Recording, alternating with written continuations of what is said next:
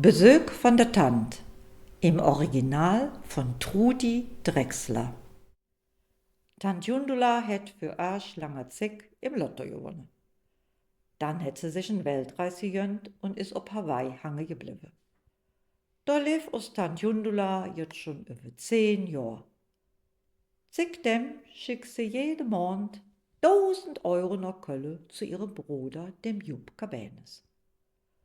Damit will sie de Familie unterstützen, weil sie weiß, dass es de Kneip vom Jupp zum Löstje Cabanis nicht immer einfach hat, sich über Wasser zu halten und dass die Oma Billa auch noch so schwer dement ist. Der Jupp bedankt sich dann jedes Mal brav und schrieb ihr langen Brief nach Hawaii mit all dem Nöste aus der Familie. Wie jodet der Oma geht, wat für Fortschritt sie bei der Behandlung mäht und wie jod die Kneip noch löw. Na, nur von all dem is nix wahr. Wat nämlich keine weiß. Der Opa Jupp is a richtig Schlitzohr.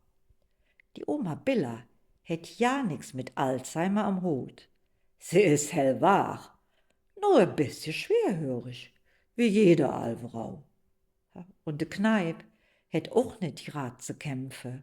Im Jedel, der Jupp und singe Sohn, der Willi, veranstaltet doch heimlich Pokerabende, wo der Stammjes all mitmache. Dat bringt jod Geld in de Kass. Agi, die Schwiegertochter, kümmert sich drum, dat de Kneip laufen kann. Die mäht und rödelt und hat immer alles im Griff. Sie weiß zwar, dat der Jupp und der Willi mit de Jungs ab und zu pokere, even nicht, woher dat große Geld für de Spielerei endlich kütt. Even solang de Gas stimmt, drückt sie auch in so Oog zu. Schließlich hätt sie genug Erbet mit dem Lade am Hals. Bloß wat sie nit weiß, dat der Willi all dat, wat sie beim Pokere gewinne, meistens wird klammheimlich in de Spielbank in Bad Neuenahr verzockt. Ja, und dann ist da noch dat töchterche Jacqueline, ein richtiges Bies. Krisch, wat sie will, und wenn net, dann jede Theater. Bei de Oma hat sie et leich, weil die alles durchschauen lädt. Ja, und dann, ganz plötzlich und unverhofft, stirbt der Opa Jupp. Et geht ein große Trauerfeier mit anschließendem Leichenschmaus in der Kneip zum Lüstje Cabanis. Und jetzt sind wir gespannt, was alles so passiert. Erste Szene: Leichenschmaus im zum Lüstje Cabanis.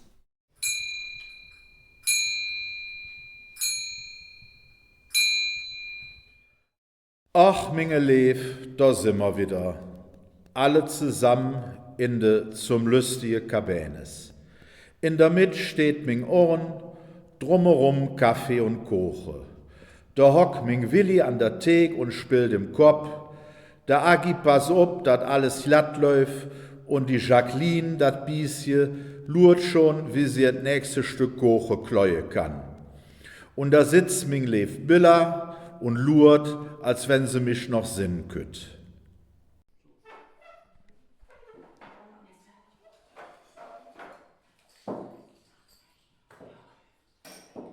Mordminge Jupp sich ausgerechnet in der Adventszeit durch den Kort machen. Der wollte doch mit mir am Weihnachtsmarkt gehen. Oma, das ja ich mit dir am Weihnachtsmarkt. Küsste mit Jacqueline.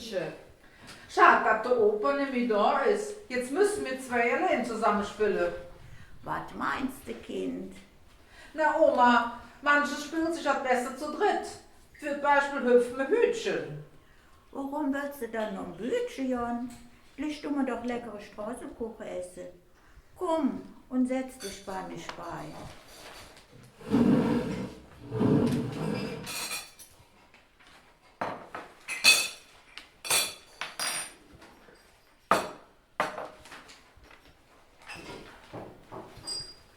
Willi, mäste wohl da in der Küche zum Kaffee abzuschütten. Und wenn du damit fertig bist, bringst du den Beerdigungskuchen mit. Und nu Jank und mach voran. Hast du mich verstanden? Ja, ist ja so. Mensch, das Agi, das scheucht mich noch so lang, bis ich neben dem Opa da zur Stunde komme.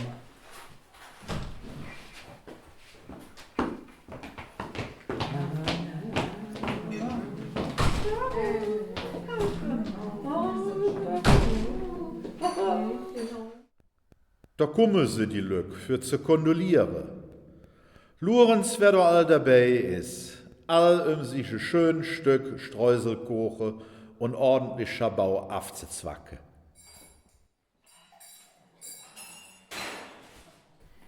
Frau Cabanis, ich darf Ihnen im Namen des gesamten Lehrerkollegiums der Schule in der Kajas Nummer 0 kondolieren und möchte Ihnen diesen Blumenstrauß übergeben. Hatschi, was soll der Opa denn damit? Naja, red ihm die Blume für die Füße.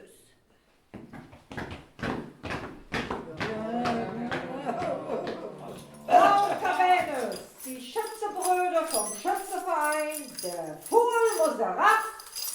Ja, das ist als gut, ihr Schießbude für Jahre.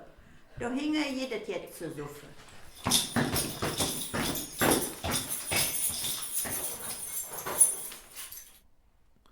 Ah, Mingelev, wer da nicht alles für mich gekommen ist.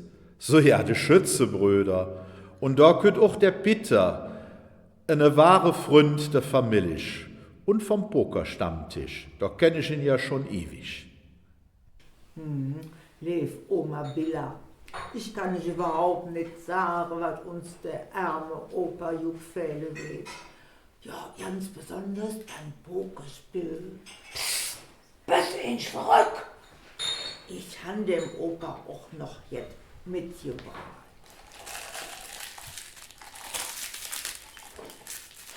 Jetzt kannst du mir uns erzählen, warum du ein Frikadell für die Urne lässt? Ja, der Opa hat nicht selbstgemachte Frikadelle immer so gern gegessen.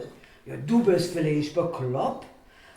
Der kann den Frikadell doch überhaupt nicht mehr kauen. Ja, was meinst du dann? Ich habe gehört, dass die dritte Zeng überhaupt nicht verbrannt werde. Die möchte eigentlich noch voll intakt in der Urne liegen. Der Peter weiß, wat Jod is. Wat Würdestoff für Jewe, nochens in so Frikadellsche zu biese. Och, und sing Chantal hätte auch dabei, dat Lefje. Ja, komm Chantal, mit Jank und jetzt der Oma brav erhängt sie. Hören's, Oma Billa, ich habe vom Opa immer ein paar Jahre für den Kaugummi-Automat kriegen. Nee, Levchen, ne Kaugummi kann ich doch ja nicht mehr kauen. Der blieb mir immer im Gebiss kleben. Oma, wenn das Chantal Geld für die Kühe kriegt, dann will ich das auch. Wo ist ähnlich wie Sondersgeld? Was? Ja, Sondersgeld. Was hätte der Opa dir dann immer geholfen? Jeden Sonntag nach dem Frühschoppen hätte er mir 5 Euro geholfen. Das sind jetzt 2 Sonntage her, plus Zinsen sind das genau 11,88 Euro, sagen wir 12 Euro. Scham dich jetzt, Jacqueline. Du bist noch schlimmer wie Dinge Vater. Dinge missratene Sohn, Oma. Was? Schenkt jetzt der Sonn? Evans hättet noch gerannt irgendwie. Was wärst du dann dort so, Jupp? Da könnt dir zur Ehre auch noch die Sonne raus. Und Lorenz, wer alle gekommen ist, um die Fell zu versuchen.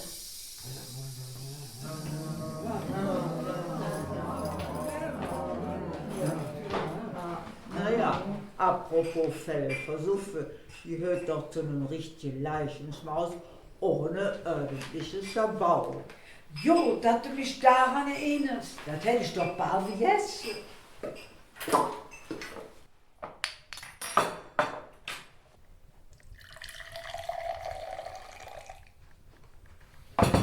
Papa, ich will auch den Opa sie Fell versuchen. Was kriege ich dann? Du darfst höck dem Opa zu ihr einen Cola trinken. Was, der kleine Kötteli nix mit kriegt, will ich auch haben. Da sind die zwei sich at wieder am Zänke. Hück en Cola, morje wat weiß der Himmel jet. Das hört wohl nie op. Willi, nu bring deine zwei doch das Cola, damit rau ist. Papa, da Jacqueline hat mir die Zunge rausgestreckt. Ja, Chantal, ist das gut. Trink die Cola aus und jetzt sei ruhig. Ich wundere mich erst, dass Tante Jundela nicht zur Beerdigung von ihrem einzigen Bruder gekommen ist. Willi, weißt du warum? Willi! Ja, das verstand ich auch überhaupt ja nicht, weißt du, also keine Ahnung, woran das nur liegen könnte. Der Tante Jundula, das ist mir vielleicht ne? Oma, hast du jetzt von der Tante Jundela gehört? Ich? Seitdem das auf Hawaii clever geblieben ist, han ich die Aljufer nicht mehr gesehen. Das ist schon seltsam, ne? Dass et Jundula nicht da ist, nitten zur eigene Beerdigung. Die hätt bestimmt zumindest jetzt das darüber geschickt, für de Beerdigungskaffee. Woran dat wohl litt, wat da noch alles kütt? Komm, Oma, es wird Zeit für dich in der Heirat zu gehen. Ich helfe dir.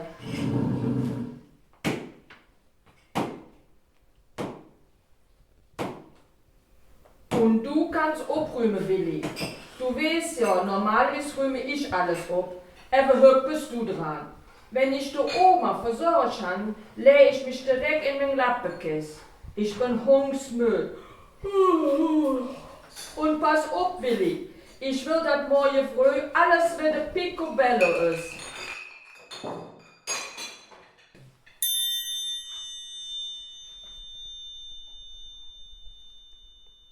Zweite Szene in der Kneipe. Der Morgen danach im zum lustige Kabenes. Und wat is? Nix ist abgeräumt, überall Kaffeeflecke und leere Gläser. Ich stand immer noch mitten um dich und mein Frikadell hat auch einer angefressen. Und Willi, der hock an der Thek, der Kopf in der Streuselkuche und die halbe Foot lurt aus dem Beerdigungsanzug von Jester Russ. Und da güdet Agi. Ich bin fort.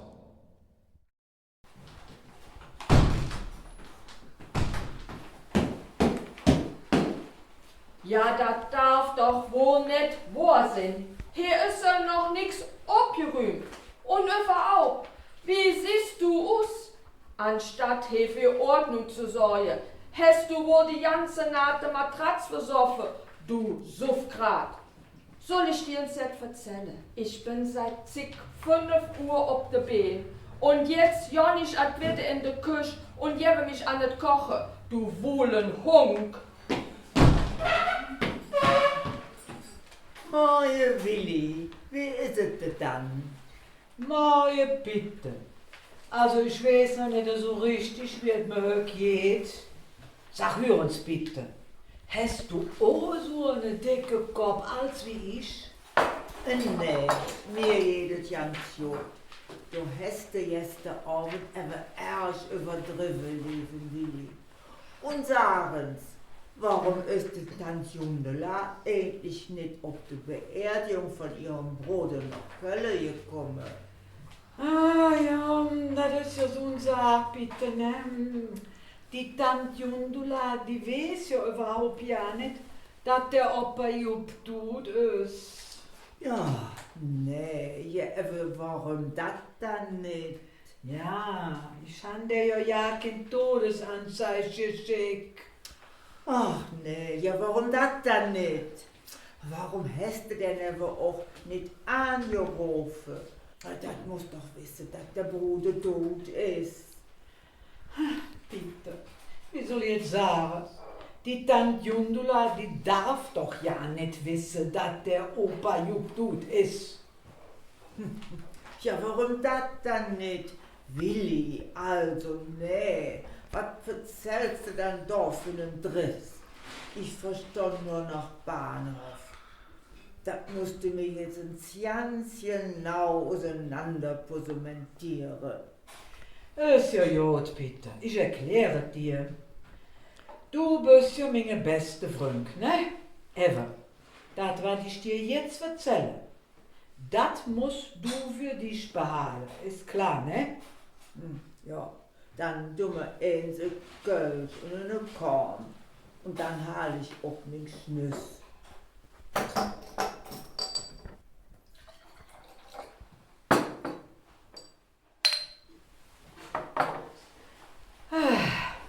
Also, die Tante Jundula, die hat doch für ganz lange Zeit uns im Lotto gewonnen, ne? Das weißt du doch noch.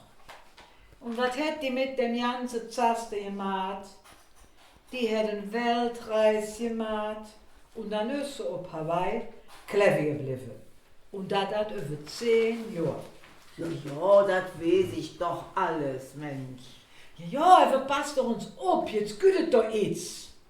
Seitdem schickt die ihrem Brode, dem Opa Jupp, jeden Monat 1000 Euro nach Köln. Und das Geld soll die Familie unterstützen. Denn die Tante Jundula, die glaubt, dass es der Kneipp nicht immer leicht fällt, sich über Wasser zu halten. Und dass die Oma Billa ganz schwere Alzheimer hat. Ja, also, was die so glaubt, das hat der Jupp damals in lange Brief für gekallt. Wie jodet jetzt der Oma geht, wenn sie in Behandlung ist. Und dass die Kneipp durch das Geld tapfer über den Rund geht. Ja, aber das ist doch total bekloppt. Ich verstand trotzdem nicht, warum sie nicht bei der Beerdigung dabei war. Ja, wart doch uns ab, Mann. Ich bin doch noch ja nicht fertig mit meinem Erzähl. Der Opa, ja, der hätte nämlich die 1000 Euro überhaupt nicht in die Kneipe investiert oder ja für eine Behandlung von der Oma hier, aber nee, die hätte doch ja kein Alzheimer. Das ganze Geld hat der Opa immer für die heimische Pokerabende verjückt. Ja, da war ich ja auch oft genug dabei. Ich habe mich schon immer gefragt, wofür der den ganzen Zaster hat. Das Schlimmste geht noch bitte. Ich weiß ja nicht, wie ich das sagen soll. Aber das, was wir beim Poker gewonnen haben, ja, das habe ich dann noch meistens mit einer Batterie auf der Spielbank genommen und, ich sage so, eins habe ich gewonnen, ne? Aber meistens habe ich verloren. Mensch, Willi, wie viel hast du denn überhaupt verloren, du armen Hund? Und weißt du auch, ob das Agi das weiß? Ja, bist du dann ganz bekloppt, bitte? Das Agi, das mäht mir die Hölle ist. Ich weiß doch selber nicht, wie viel Schulden ich habe. Ich weiß nur, die 1000 Öcke im Monat von der Tante Jundula, die haben wir bitter nötig. Deshalb darf sie ja auch nicht wissen, dass ihre Brot gestorben ist. Sonst brüht ihr auch ja kein Geld, mir nach Köln zu schicken. Naja, das stimmt, Willi. Und wie soll das jetzt alles wiegen? Erzähl mir das. Ach, bitte, ich weiß es doch auch nicht. Das macht mich total ramdösig. Ich glaube, ich brauche jetzt noch einen Schnaps. Prost. Naja, Prost, da kannst du nicht viel machen, Willi.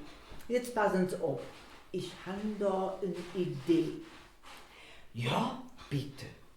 Dann erzählen's. Ja, man müsste der Tante Jundula unbedingt wieder nix sagen, dass der Opa Jupp tut ist. Das ist ja auch ja nicht so schwer.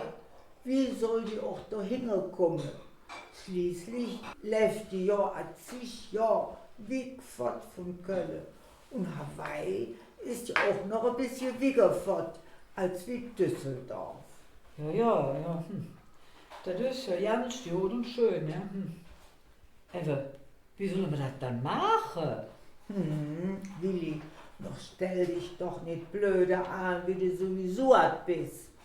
Du schriebst wieder an Opas Stell die schöne Brief an die Tante Jundula. Und dann möcht er doch mit dem Geld sagen, Eigentlich Wickerklappe, was meinst du? Ha, Peter, das ist vielleicht eine gute Idee. Genau so machen wir zwei das jetzt. Aber, dann muss dir klar sein, meine Frau, das Agi, und auch die Oma Billa, die dürfen davon überhaupt nichts mitkriegen, ne? Wenn das nämlich abflüsst, dann sind wir zwei total erledigt. Und, aus Geheimnis, das tun wir jetzt mit einem Schnaps besiedeln.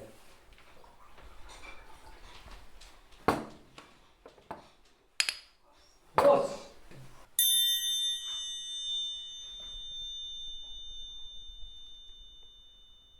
Dritte Szene. Ätzezup. Da hätt dat Willi et wieder geschafft. Dat ganze Geld, wat ich von der Tant Jundula krähe hätt und mir beim Pokere so fleißig vermehrt hat, verzockt er in Bad Neuenahr, der aale Jeck.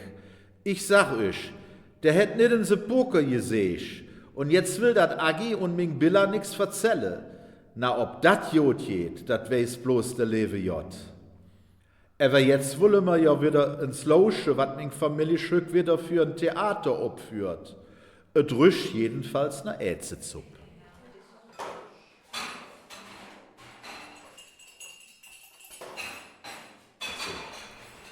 So, jetzt wird es Zeit, dass ich die Äpfel für die Ätzezup geschalt kriege.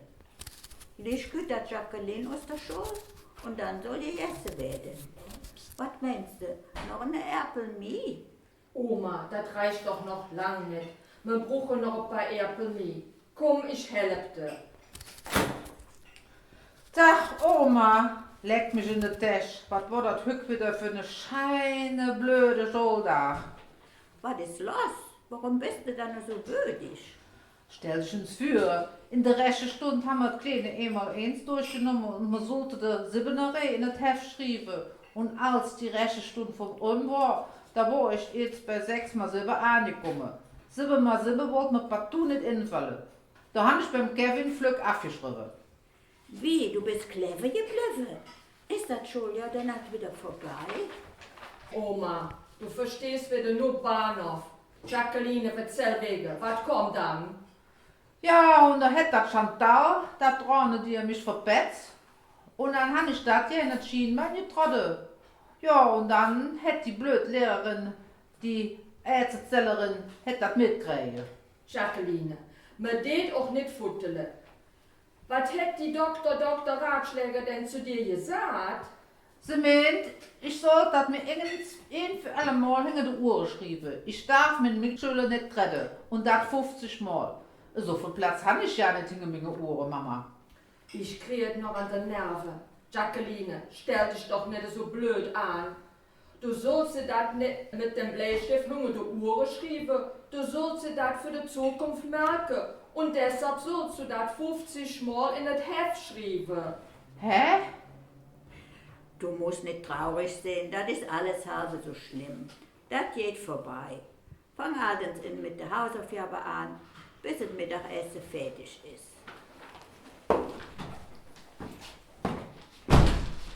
Tag, Mam.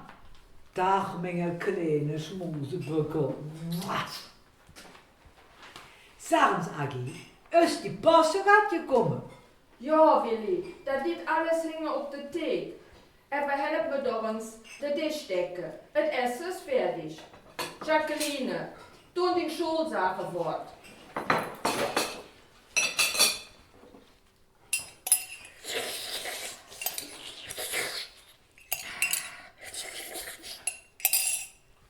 Was sind ich dann da? Das sind ja nicht die Zuppeteller. Das sieht mir schwer nach Bossos Hawaii aus. Da hätte Willi doch glatt einen schönen Brief von meiner Schwester kriegen. Und was ist da drin? Genau die 1000 Öcke lädt er schön in seiner Butzetisch verschwinden. Wenn das Agi sieht.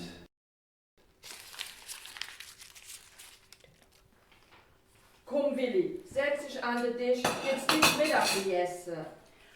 Guten Appetit.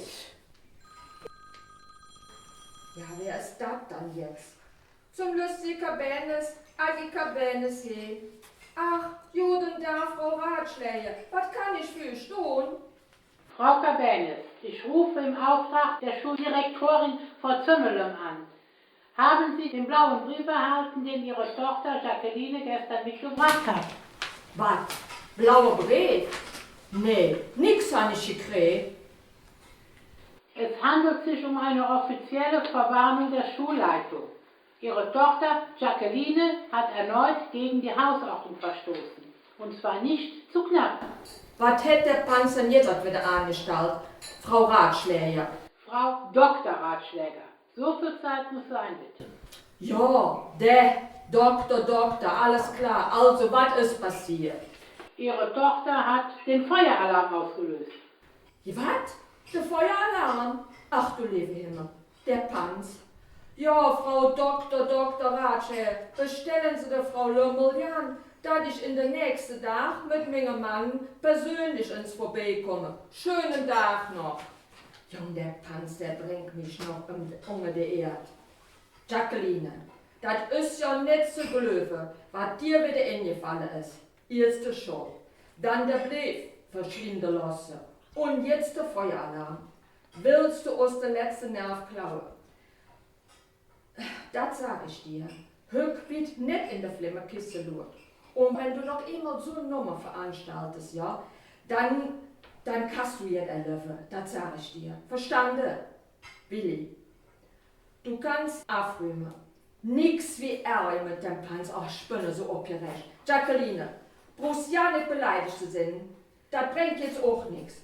Komm, mach dich nützlich und nimm den Hund mit raus. Vielleicht kriegst du dann dabei mal frische Luft in den Kopf, statt lauter Fluse.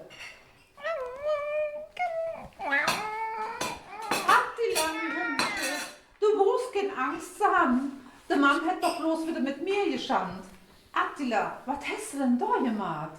Pfui, du Sauhung. Du kannst doch nicht einfach so eine Hofe um dich machen. Denn dann sagt die Mama süd, mäht die Frikadelle aus dir. Was mache ich dann jetzt? Wohin mit dem Driss?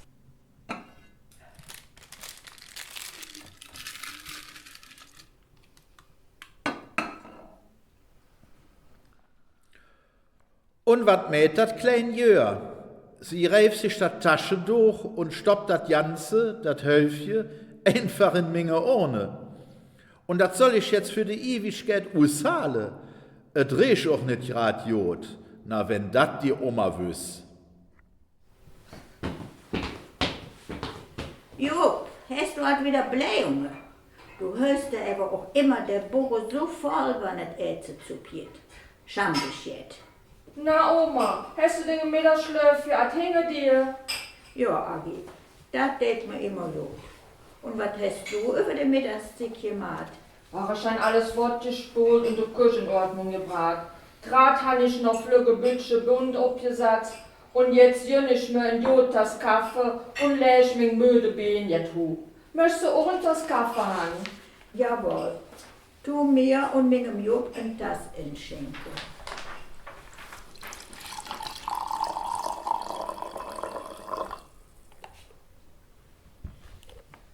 Endlich bin ich mir zu 100% sicher, dass dem Vater sein Esch da in der Urne ist.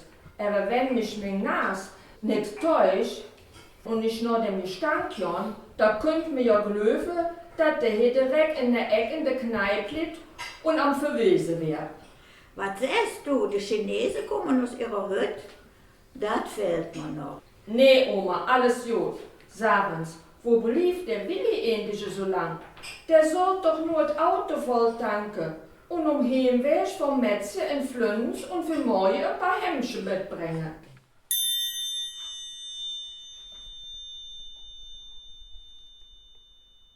Vierte Szene in der Kneipe. Da sind wir wieder. Willi und der Bitter hocken an der Thek und der Willi blättert in der Zeitung, als wenn nix passiert wär. Passen Sie auf, wat der Willi gestern abends at wieder angestellt hat. Ich sagen euch, dat wird noch ein ganz schön Geflüster mit der Tante Jundula.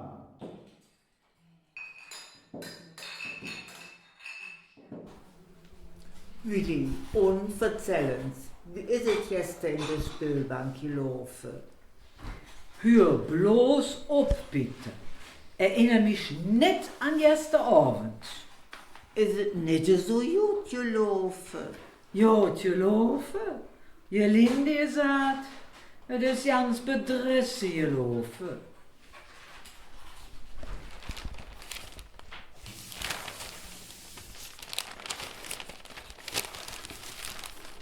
Willi, nu lasst doch uns nicht jedes Wort wie ne Mümmes aus den Nas strecken.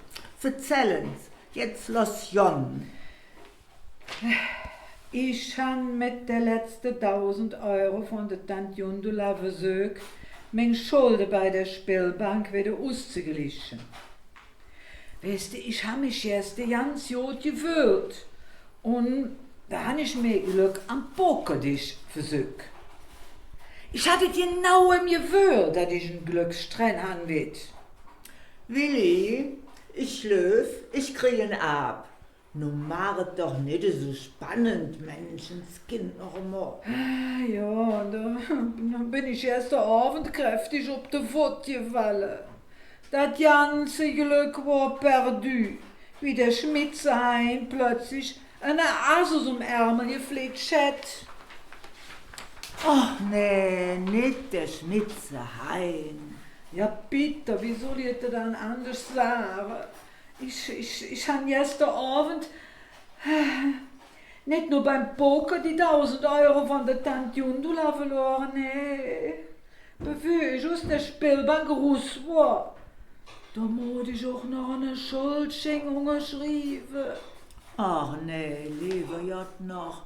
Und wie hoch ist der dann? Ja, ist das Marian Joren, 10.000 Euro. Nur mich doch nicht so von der German bitte.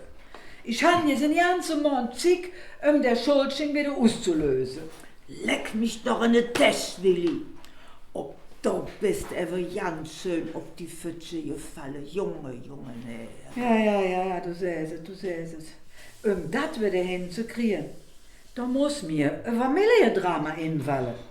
Ja, wie meinst du das dann jetzt wieder? Wir zwei, die müssen uns jetzt ganz flügget infallen lassen. Was mir der Tante Jundula schrieben, damit die ein bisschen mehr Geld schicken geht. Ja, du bist aber ganz schön aufgebrüht. Donne Litz noch. Hätte ich dir überhaupt nicht so getraut, so jetzt. Ja, und dann wollen wir uns überlegen, wie wir von der dann 10.000 müssen aufknöpfen können. Weißt du was? Sie jetzt dumme uns aus Denkmaschine Öl.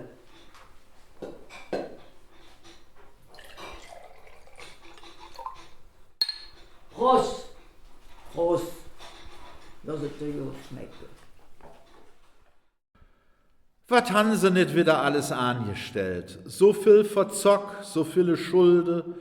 Zum Glück kann ich schwer wie ein Ohren. Und da hocke sie jetzt an der Thek mit jeder Menge Korn und Briefpapier. Ich bin ins gespannt, was sie meinem Schwesterchen verzelle wolle.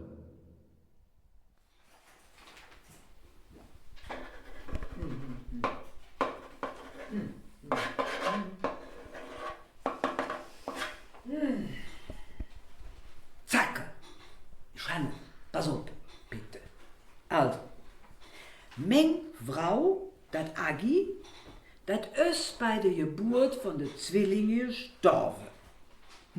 Ja, und in Wirtschaft wird von der Kölschen Mafia bedroht. Kannst du dir das vorstellen? Und da musste denn jeden Monat 5.000 Schutzgeld zahlen. Boah, prima, bitte. Und dann schrieb ich der Tante Jundula noch, dass sie ja so eine ganz fleißige Neffe hat, der sich da und naht kaputt arbeitet. Und von wem sprichst du da? Ja, natürlich von mir, du Blödskopf. Du, doch nicht so blöd.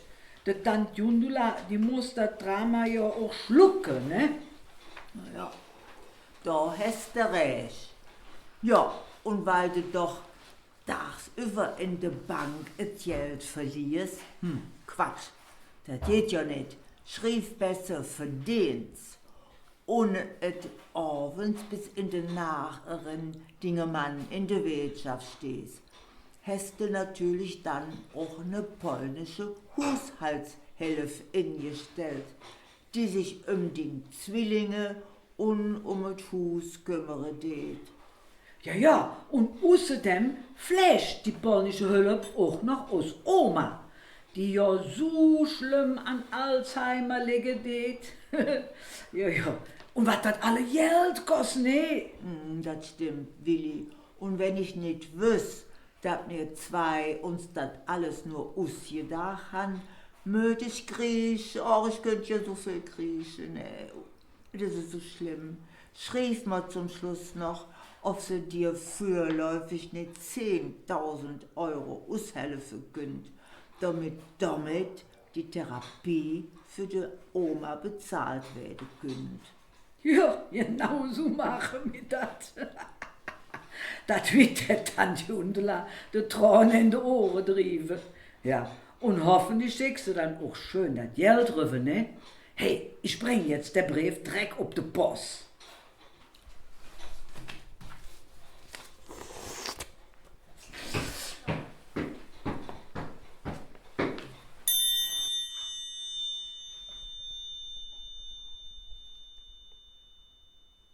Fünfte Szene.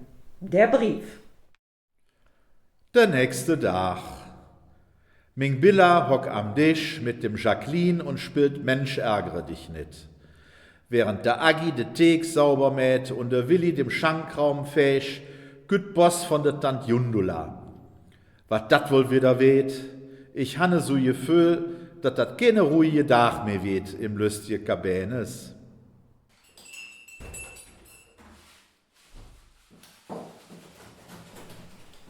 Billy, Jankens nachschauen, ich glaube, der Post ist gekommen.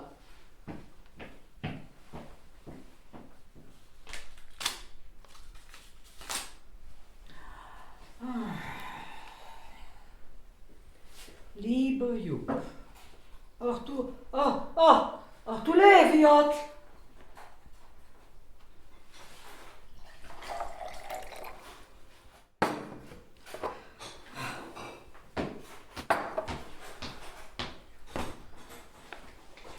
Tag zusammen, was gibt es dann Neues?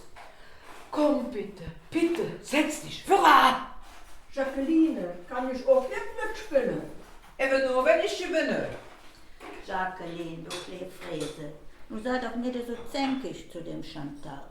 Na klar kannst du mitspielen. Was für ein Pferd du die Püpsche dann haben. Ich nehme das gerne Pöpsche zum Spielen.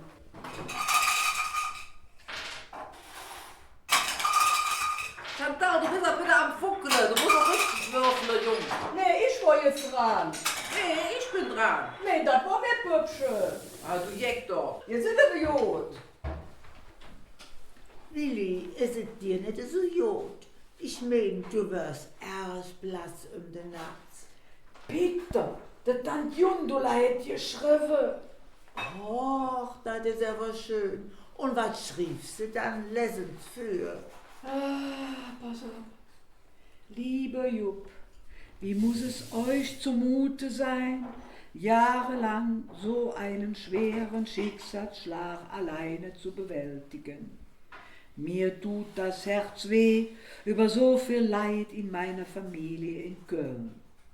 Soforthilfe tut nur Not und deshalb habe ich mich kurzerhand entschlossen, alsbald persönlich nach Köln zu kommen, um vor Ort mit Rat und Tat zu helfen. Ganz herzliche Grüße und Bremer Kölle Allah, der Tant Jundula.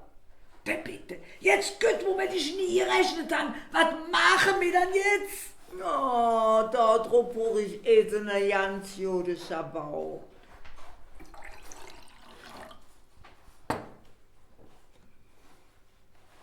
Prost. Prost, Prost. Prost, Prost. Ah, jetzt ins Überlegen. Vielleicht brauchen wir noch eine Schabau, weißt du? Dann klappt das bestimmt besser.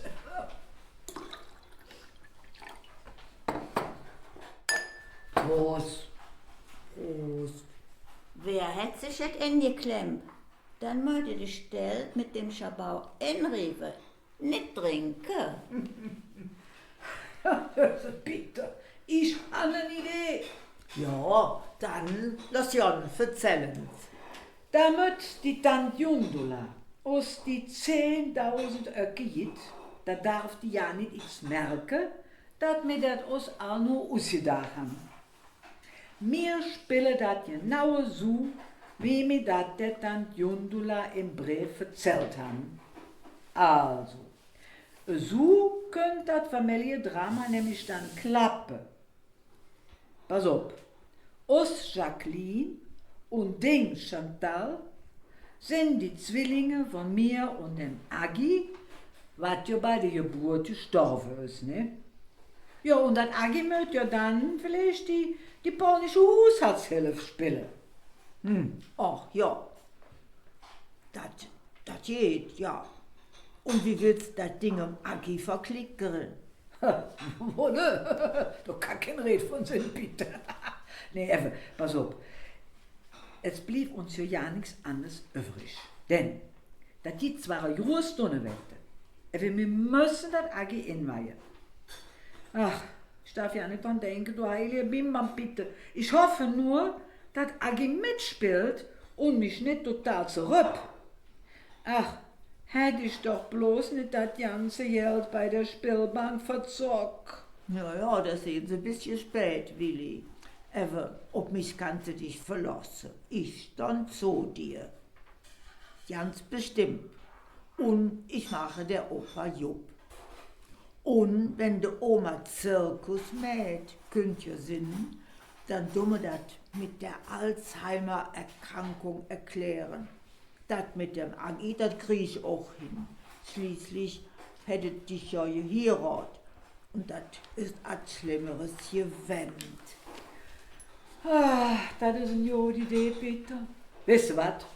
Da drauf trinken wir noch eine. Kinder, hat er das mit die Krähe?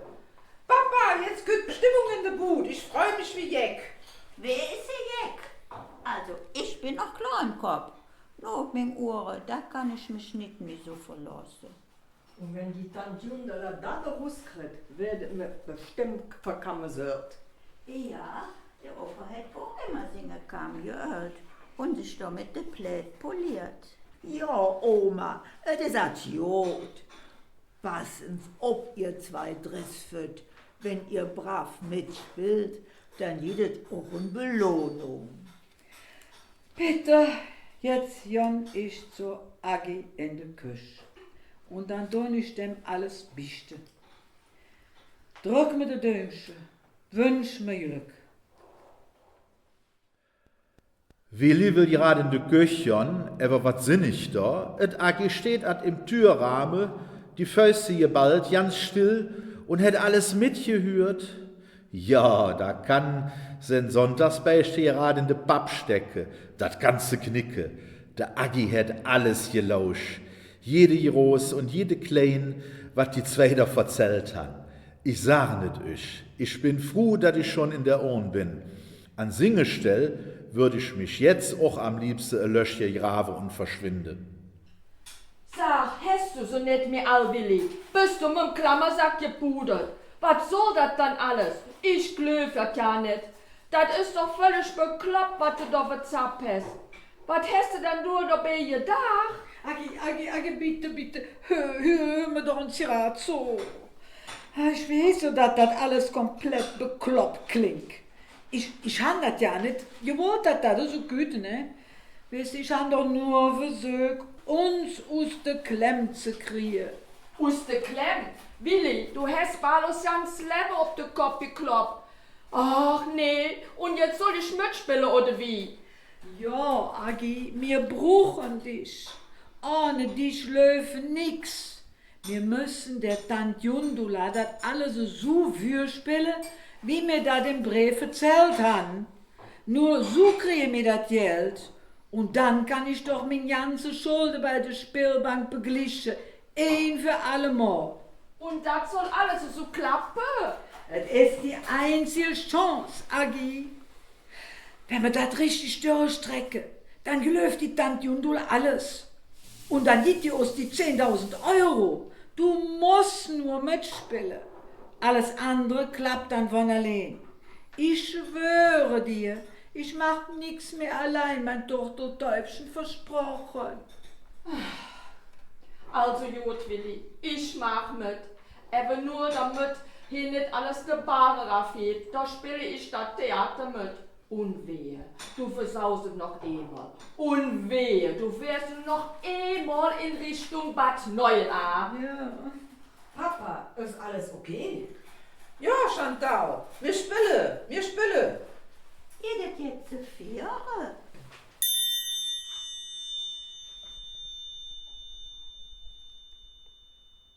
Sechste Szene. In der Kneipe. Tante Jundula kommt an. Eine neue Dach im zum lüstje Kabenes. Alles an singem Platz.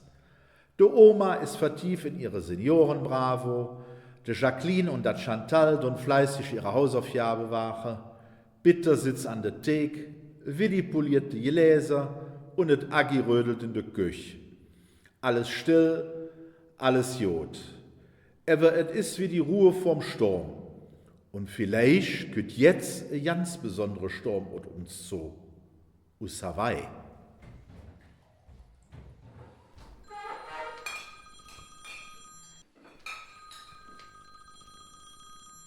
Ja? Och, Tante Jundula. Oh, das ist aber nett, dass du anrufen bist. Was? Wieso? Du bist schon da. Hä? Das geht doch ja nicht. Ich meine, da freue ich mich einfach. Ja. Was hast du gesagt?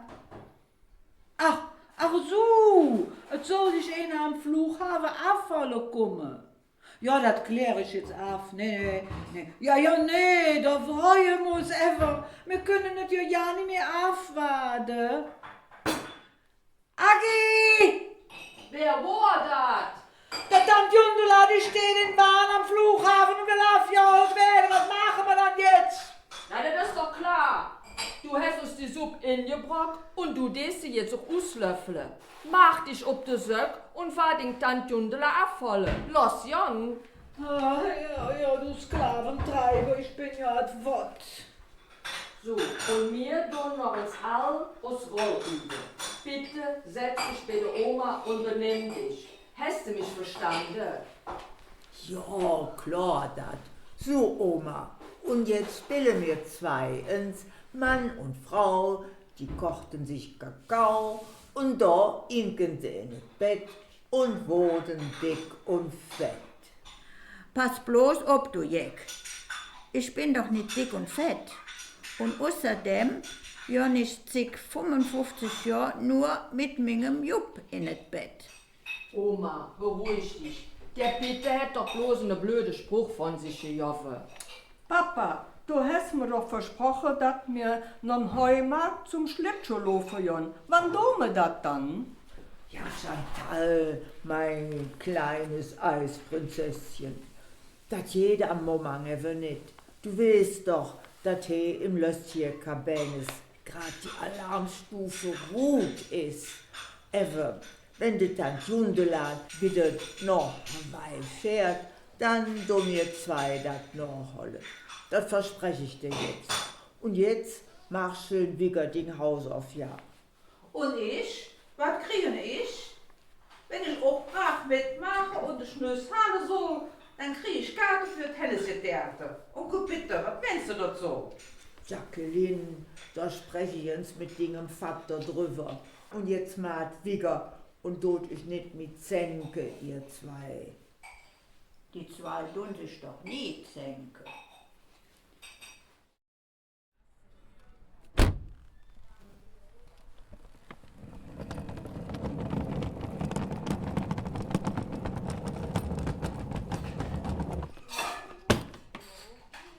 Komm rein, Tante Jundula. Nee, was freu ich mich, ich noch all die Jahre wieder zu sehen. Billa, wie jedes dir? Ach, Jundula, du hin können. Wie könnt das dann? Hast du den Nase voll von Hawaii? Nee, Billa, ich bin gekommen, um euch unter der Ärmel zu greifen. Ich stund doch als lang nicht mit Piefe. Jundula, meine Schwester, hätt's schön, dich hier zu sehen. Wie lang willst du dann bleiben mit all den Koffer, die hier rumstanden? Jupp, was eine Freude. Ich hätte dich fast nicht gekannt. Dann Jundula, das sind uns 2 Zwillinge. Et Chantal und et Jacqueline. Kurz her, ihr 2, und jeftet dann Jundula brav ein Hengsche. Tag, Tante Jundela!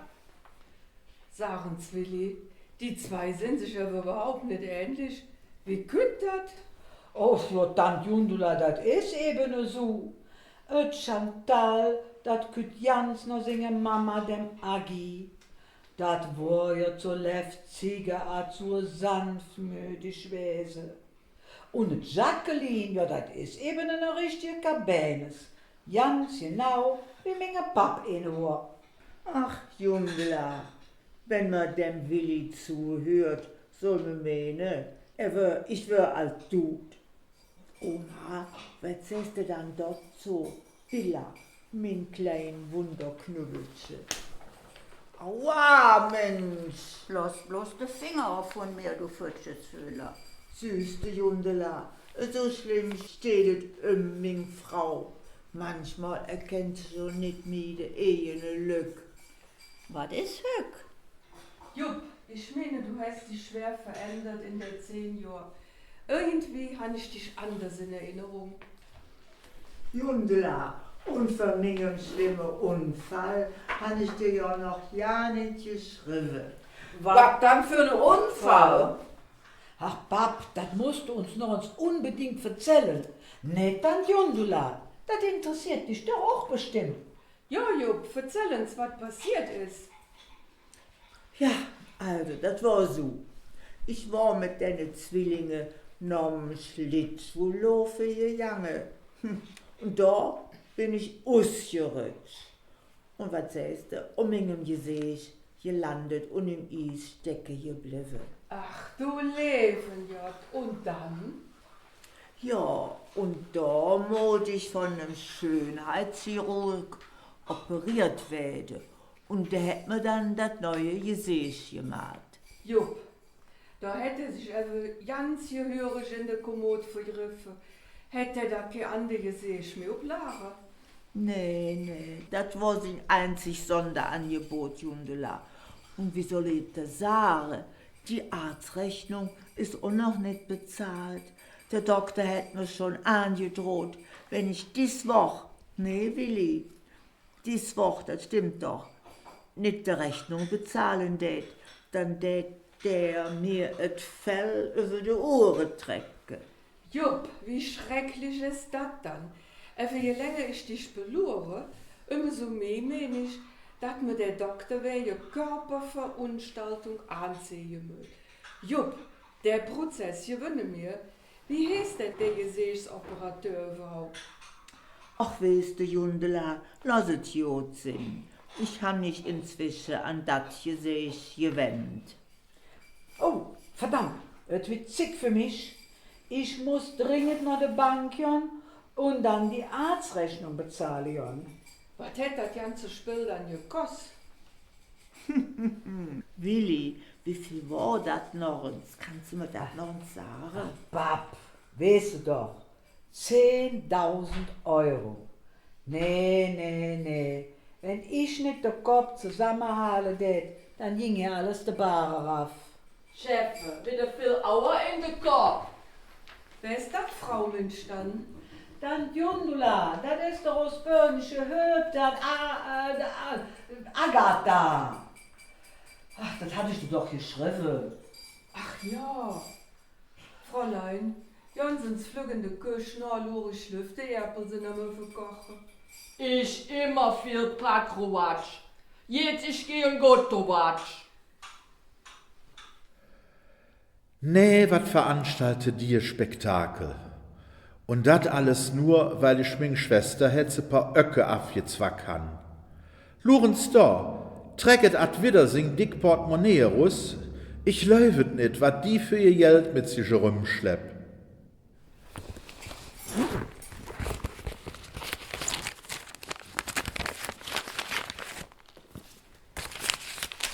Hey Jung, hier sind die 10.000 Euro für den Gesäßoperateur. Nu Jank und beehl dich jetzt. Und Jupp, du kriegst wie immer 1.000 Euro von mir. Übrigens in bar. So, ihr zwei Quirls, die Tante jetzt sich jetzt hier frisch machen, bevor Mittagessen geht. Und ihr ja am besten uns mit dem Köter für die Tür. Ich mein, der wär am Müffele.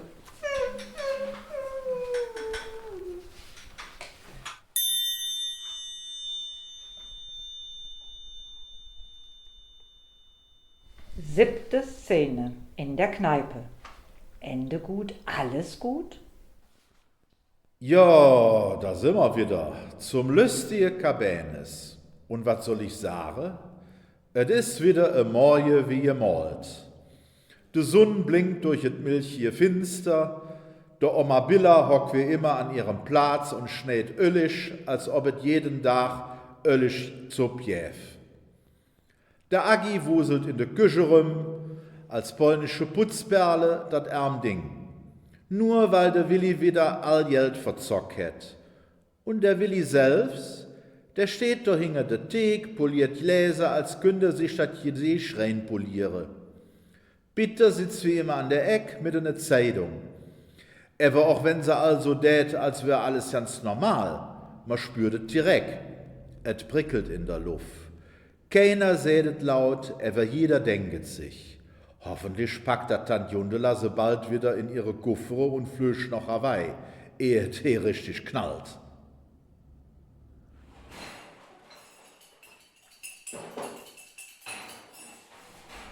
Willi, hast du gestern Abend doch alles in Ordnung gebracht? Ja, Agi, ich han der Schuldschein ausgelöst. Und diese sind wir jetzt quitt. Jetzt müssen wir nur noch der Tante Jundula klar machen, dass hier wieder alles gut läuft. Und dann kann die sich auch bald wieder auf die Socken nach Hawaii machen. Da bin ich aber nicht sicher, dass die Tante Jundela sich so flück ob den Heimweg mäht. Hast du nicht all die ganze Koffer gesehen? Und all die Klamotten, die dabei hat. Opi, pass, ich höre sie kommen.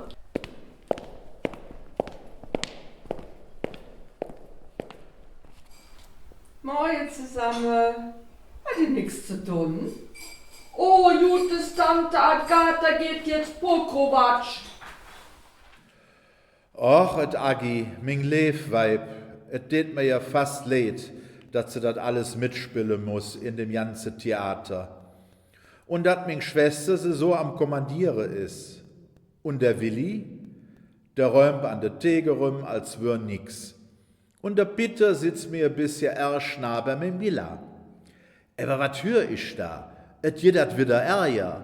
Da güt die Frau Dr. Ratschläger zur Tür rein. Rechts hättet et Chantal und links et Jacqueline. Herr Cabanes, so geht das nun wirklich nicht mehr weiter mit Ihrer Tochter? Was für eine Tochter meint ihr dann? Ich spreche natürlich wieder einmal von Jacqueline. Ja, was hat das Schenus dann Hüggert wieder angestellt? Ich bin sprachlos vor Entsetzen.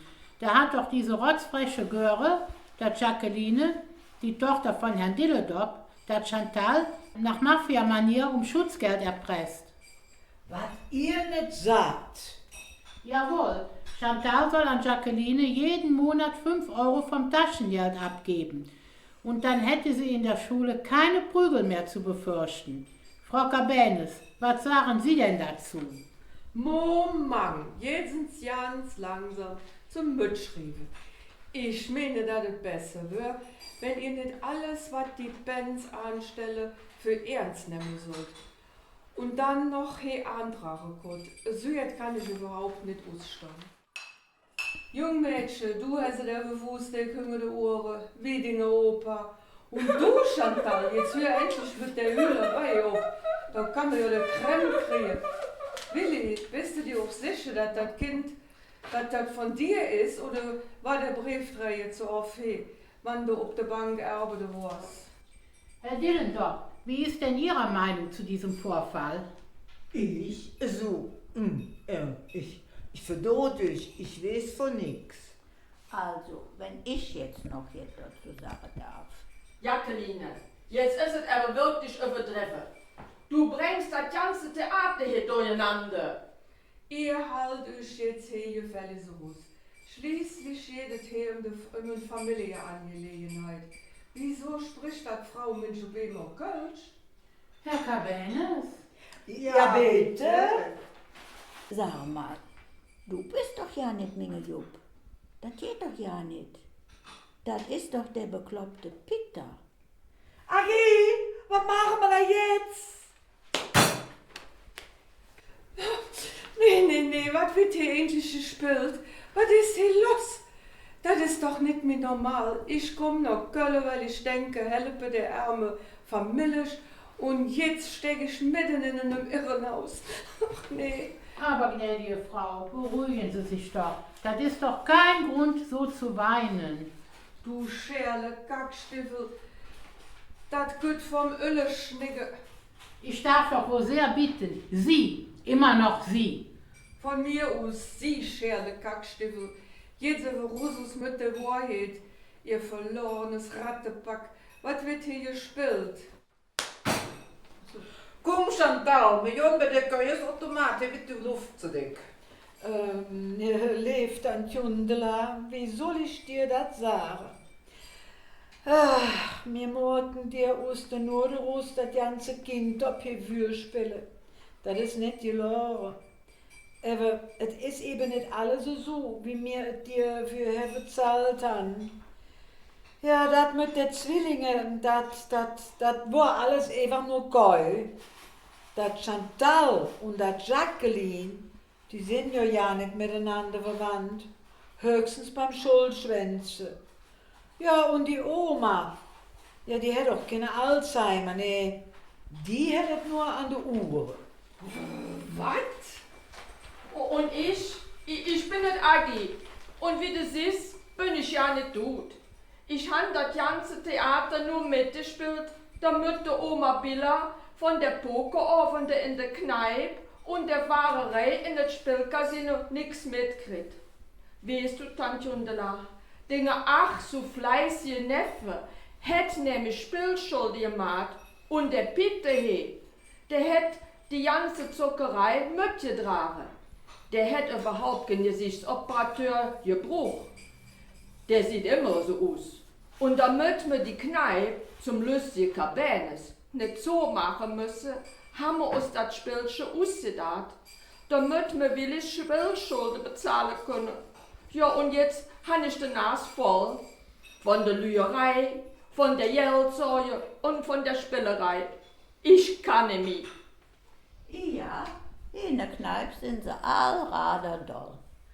Nun passen Sie fein auf, was ich euch sage. Ich bin nach Köln gekommen, um euch zu helfen. Und was finde ich? Zockerei, Lügerei, Theater und das alles für nix. Ich hätte mit Tränen in den Ohren, als wenn ich einen Öllersuppe kochen hätte. Eben, ich weiß auch, ihr hattet nicht böse gemeint. Ihr habt nur versucht, euch über Wasser zu halten. Ach, Kölle, da kann ihnen nicht mehr lang böse sein. Willi, du musst mir und die Frau jetzt schwören, dass du den Finger vom Spieler in die Spielbank lässt. Er soll uns an uns Jacqueline denken. Das wird ja so ein Schlimmer wie seine Opa und seine Pap zusammen. Agi, es wird ab jetzt so gemäht, wie ich es bestimme. Und zwar des du, Agi, mir auf nächsten Monat schreibe, wie es hier in Köln läuft. Und wenn der Willi rückfällig wird, dann tun ich ihn enterben. Hast du das kapiert, Kerlchen? Das verspreche ich dir, Tante Jundula, ob der Dude vom Opa Jupp. Ja, wo ist meine Brote überhaupt?